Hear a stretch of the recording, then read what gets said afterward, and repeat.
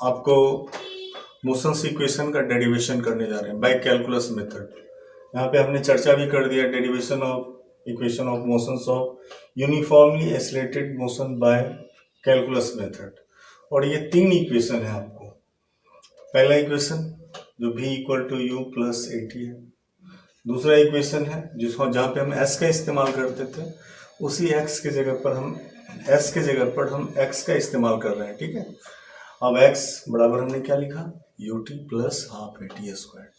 और तीसरा जो है वी स्क्वायर बराबर यू स्क्वायर प्लस 2ax। जो x जो है जहाँ पर हम s लिखते हैं उसी की जगह पर x लिख रहे हैं, तो जो मानेंगे वो लिखेंगे। अब इसके बाद हम आपको ग्राफ यहाँ पे बनाए हैं, स्ट्रेट पाथ की बात कर रहे हैं, यूनिफॉर्म मोशन की बात कर रहे हैं। तो यहाँ पर ए पॉइंट पर इसका इनिशियल वेलोसिटी है ये u और फाइनल वेलोसिटी है v। अब इसका जो टाइम इंटरवल है इन दोनों के बीच का उसको भी हमने इंडिकेट कर दिया। t1 बराबर हमने बताया 0 और t2 बराबर क्या बताया, यहाँ से यहाँ तक के लिए हमने t1 इमेजिन किया और यहाँ से यहाँ तक के लिए t2 इमेजिन किया। और t1 का वैल्यू हमने 0 मान लिया और t2 का वैल्यू हमने t मान लिया।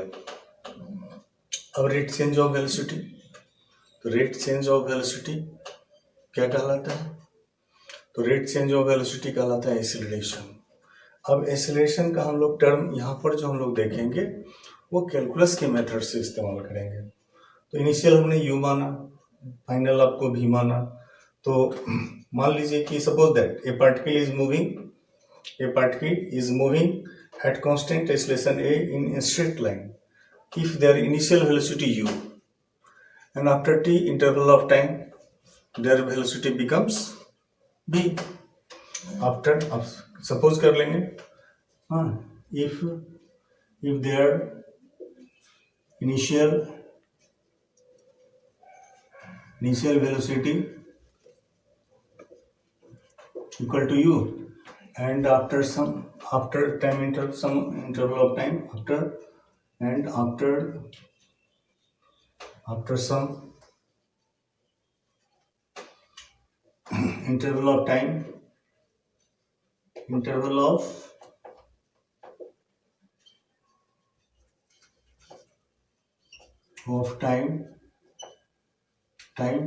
अब यहाँ पर हम लोग t2 माइनस t1 ले लेते हैं equal to delta t. Then its final velocity becomes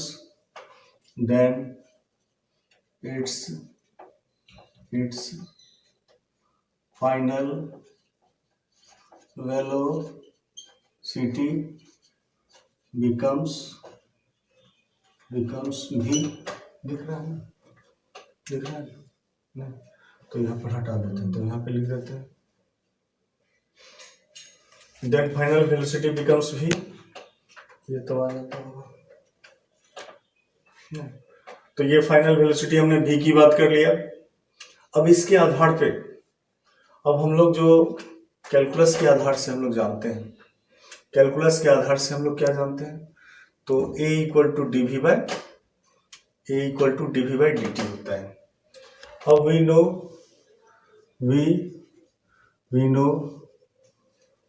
bye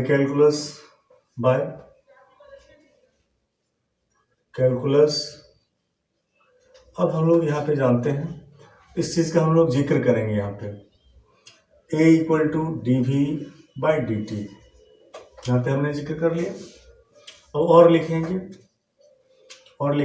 D v equal to a d t लिखेंगे, यहाँ पे d v equal to a d t हो गया। अब ए क्या है, तो ए कांस्टेंट एक्सीलरेशन है और कांस्टेंट का रूल जो होता है, जब अब हम इसको कैलकुलस के रिलेशन में कुछ हम लोग चर्चा करेंगे। तो कैलकुलस का जो टर्म है, कैलकुलस से आप बिल्कुल अनभिज्ञ हैं। कैलकुलस को 2 पार्ट में डिवाइड किया गया, एक होता है डिफरेंशिएशन और एक होता है इंटीग्रेशन। डिफरेंशिएशन जो है, जो unit part of whole system is known as differentiation and summation of unit part is called integration. यानी किसी सिस्टम का जो यूनिट भाग होता है उसको हम लोग डिफरेंशिएशन बोलते हैं, और उसी यूनिट का जो समेशन यानी कि कुल योग जो होता है उसको हम लोग इंटीग्रेशन कहते हैं। तो यहाँ पर हम लोग इंटीग्रेशन रूल का इस्तेमाल करने जा रहे हैं। इंटीग्रेशन जो आपके लिए नया है, थोड़ा सा प्रॉब्लम हो सकता है, हम समझ रहे हैं आपकी परेशानी को, बट आपको सीरियस होकर के सोचना है। और जहाँ पे प्रॉब्लम होगा बेहिचक आप कमेंट करें, और कमेंट के आधार पे हम फिर उसको रिसॉल्व करेंगे और प्रयास करेंगे और इसको अच्छा से अच्छा सिंप्लीफाई करें। तो यहाँ पर हमने जो आपको चर्चा किया dv बराबर a dt, यहाँ पर a जो है यहाँ पर हमने चर्चा किया है, यहाँ पर वेलोसिटी, यहाँ पर एक्सीलरेशन की बात जो हमने स्ट्रेट लाइन में कांस्टेंट की बात किया है। तो एक रूल होता है, हम इसे इंटीग्रेशन करेंगे, इंटीग्रेटिंग नाउ बोथ साइड, इस टर्म को हम लोग इंटीग्रेट करेंगे, इंटीग्रेटिंग ये जो हमारे पास आया है इसको हम लोग इक्वेशन मान लेते हैं 1। अब नाउ इंटीग्रेटिंग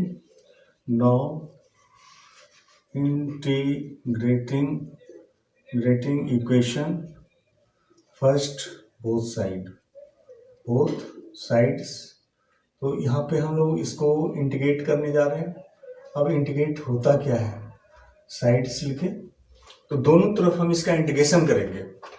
उसमें सबसे पहले आपको ध्यान हम रूल को दिला रहे हैं, तो इंटीग्रेशन का सिंबल हम लोग इस्तेमाल करेंगे, और ये सिंबल जो है यहाँ पर इंटीग्रेशन दिए और ये dv लिखे, ये इंटीग्रेशन इसे पढ़ा जाएगा, इक्वल टू लिखेंगे इंटीग्रेशन a dt लिखा हमने, ठीक है, ये हमने डाल दिया। अब बात यहाँ से आगे बढ़ती है और इस चीज को आपको ध्यान देना है।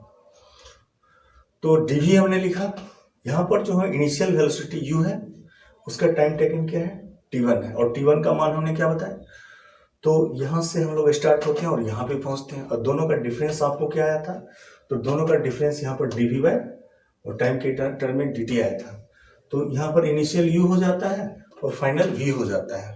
तो इनिशियल यानी कि यहाँ पर लोअर लिमिट u की बात करेंगे, lower limit u and upper limit v हो जाएगा, और यहाँ पे टाइम की बात करेंगे तो लोअर u से रिलेटेड t1 और इसका वैल्यू हमने 0 बताया आपको, और ये जो है t2 अपर लिमिट, ये इसको हमने t बताया, ठीक है, जो यहाँ पे आपको चर्चा किया हुआ है। अब इसी के आधार पर अब ये टर्म आ रहा है a जो है कांस्टेंट होता है, ये यहाँ पर हमने कांस्टेंट का चर्चा कर चुके हैं। तो कांस्टेंट का इंटीग्रेशन या डिफरेंशिएशन दोनों में ये कंडीशन आता है, जो कांस्टेंट होता है उसको हम लोग बाहर कर लेते हैं, ठीक है, इसका मतलब इसका यहाँ पर इंटीग्रेशन नहीं होगा, ठीक है। अब जब नहीं होगा तो आगे हम लोग क्या करेंगे, सबसे पहले इसको हम बाहर कर लेंगे।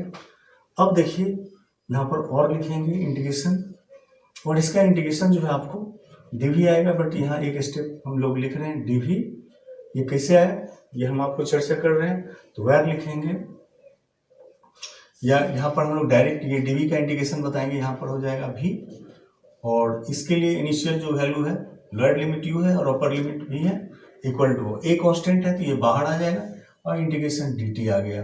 अब इसके लिए जो लोअर लिमिट t1 का वैल्यू 0 है, t1 बराबर हमने 0 लिखा, 0 डाल दिया, और t2 बराबर क्या बताया, t बता दिया, ठीक है। अब इसके बाद आगे बढ़ाएंगे, और अब देखिए हायर यानी अपर लिमिट माइनस हो जाएगा, यानी इसका वैल्यू एक बार v डालेंगे, एक बार क्या डालेंगे, u डालेंगे, तो इस तरह से हमारे पास आ जाएगा, क्या आ जाएगा, तो v माइनस u आ जाएगा, और ये a है, और यहाँ पर हमारे पास वैल्यू क्या आ जाएगा, एक अपर लिमिट में t है और लोअर लिमिट में 0 है, तो ये कांस्टेंट टर्म है, इसका कोई इंटीग्रेशन नहीं होगा।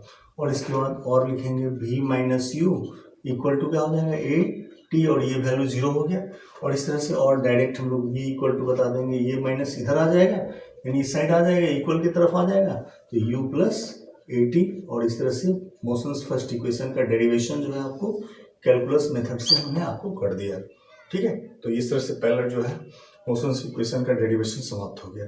फिर से एक बार हम रिवीजन कर रहे हैं, कैसे हमने किया उसके आधार का हम लोग जिक्र कर लें। तो हम लोग जानते हैं we know by calculus a equal to dv by dt, ये हम पहले भी आपको जिक्र कर चुके हैं कैसे हुआ। अब इसके बाद क्रॉस मल्टीप्लिकेशन करेंगे, तो dv इक्वल टू हो जाएगा a dt, जहाँ a क्या है, कांस्टेंट है, और कांस्टेंट का इंटीग्रेशन नहीं होता है, इसलिए करके हम इसको इंटीग्रेशन से बाहर कर लेंगे। और ये जो आप सिंबल जो देख रहे हैं ये इंटीग्रेशन का सिंबल है, ये जो इस तरह से हमने यूज किया है, ये या इसमें भी यूज, इसी को हम लोग इंटीग्रेशन का सिंबल बता रहे हैं। तो इंटीग्रेशन हमने dv लिखा, lower limit u upper limit v, फिर इसके बाद यहाँ पर इंटीग्रेशन a dt लिखा, लोअर लिमिट t1 का वैल्यू हमने 0 मान लिया इनिशियल फेज में, ये जो u से रिलेटेड है, और b से रिलेटेड t2 T2 है, T2 का वैल्यू हमने T मान लिया। अब ये बाहर आ जाएगा तो V, अब यहाँ TV की जगह DV का हो जाएगा इंटीग्रेशन V हो जाएगा, यानी DV का इंटीग्रेशन क्या होगा V हो जाएगा। तो V हमने डाला और अपर लिमिट और लोअर लिमिट जो था उसको हमने डाल दिया। इसके बाद A है तो A कांस्टेंट था, ये बाहर आ गया, dt का फिर उसी तरह से T हो जाएगा, dt का क्या हो जाएगा T हो जाएगा। तो यहाँ पर हमने T डाला और ये टर्म को एक स्टैंड ऑर्डर कर देते हैं आपको A।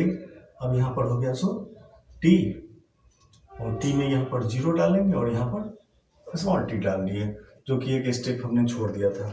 अब ये क्योंकि शॉर्ट में हम लोग कर लिए, बट ऐसा आपको क्लियर हो जाए इसके लिए हमने ऐसा कर लिया। तो A, अब ये इसका dt हो गया T। अब इसके बाद लोअर लिमिट 0 और अपर लिमिट T है, तो ये डाल दिया। एक बार T की जगह पर T आ जाएगा, एक बार 0 T की जगह पर आ जाएगा, और इस तरह से हमारे पास V माइनस U, यानी कि एक बार हम अपर लिमिट की जगह पे डालें, फिर माइनस का सिंबल डालेंगे और U डालेंगे, lower limit equal to A T minus 0 हो गया। अब V माइनस U, अब इसको इससे मल्टीप्लाई करेंगे AT आएगा, और ये तो 0 हो जाएगा तो इसको हमने छोड़ दिया, नहीं लिखा। V माइनस U बराबर AT आ गया, और इस तरह से V बराबर क्या आ गया U प्लस AT आ गया, और इस तरह से हमारा मोशंस इक्वेशन फर्स्ट जैसे प्रूफ हो गया। ठीक है।